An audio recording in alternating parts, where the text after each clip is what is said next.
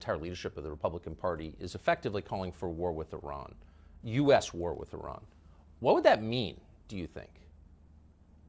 So I do not think that it is a good idea for us to enter war with Iran. I think it would be good, and the outcome that I expect is that Israel will be successful in defeating Hamas here, in protecting its own homeland. They've done it countless times before.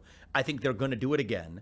I think it is appropriate for the U.S. to support Israel diplomatically at the UN when they're going to come after Israel or otherwise, for the U.S. to take a strong stand in favor of an ally that has been good and can continue to be good to the U.S. And I think that limited military support as well, without using ground troops on the ground, military support without ground troops, that makes sense. But I think for others who have refused to take the option of ground troops off the table or whatever, I think we're doing a disservice to everybody, especially here in the United States.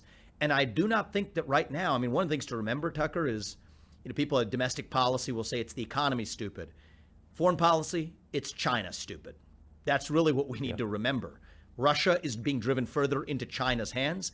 Iran is backed by China economically as well. Sanctions and everything else, part of the reason why they haven't had the effect is that China's still got their back.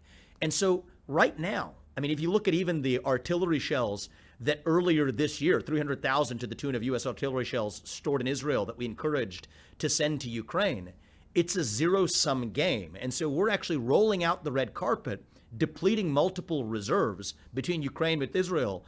I think we are paving the red carpet for China to annex Taiwan while we still depend on Taiwan foremost for our modern way of life in a way that we don't for Ukraine or other conflicts that we're marching our way into. And so that's the way we need to look at this, is what advances American interests. Yes, stand firmly for what's right and wrong diplomatically and otherwise, but do it in a way that responsibly looks after American interests first. And that's the real divide in the Republican Party. I do think we have a real fundamental ideological divide in the Republican Party, and we ought to be able to have that debate in the open. I think we're not having it right now. And I, for my part, will be unapologetic in standing for putting the interests of this nation first, because that happens to be the office that I'm running for, while being crystal clear about the fact that what happened in Israel was wrong. It was barbaric. It was something that was inhumane, and we have to provide the moral and diplomatic support that we need. At the same time, the job of the U.S. president is to stand for American citizens here in the homeland, and that's how I'm planning to lead. Well, that's right. They have no right, our leaders have no right except to act in the interest of the United States.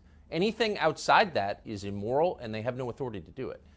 So anyway, I appreciate your willing to explain your views on this and to say something that was unpopular with the reckless morons running our country. If I want to just say one thing, Tucker, please go ahead. I was just thinking about the why on this, right? Because I think that for me, for a long time, looking at this from the outside,